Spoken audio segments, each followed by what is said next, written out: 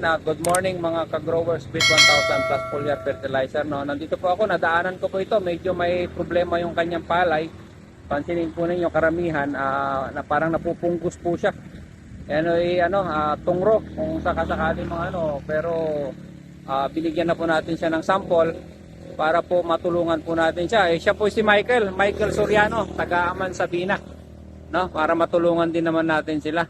So, ito po muna yung latest update dito sa Aman Sabina. Dalawa po ito. Actually, mayroon pang bagong tanim doon sa banda doon Pero ayusin natin 'to.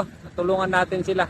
Hindi tayo titigil hangga't hindi natin na-rehabilitate ito mga ka-farmer. So, salamat po at to God be the glory. God bless the farmers of this land.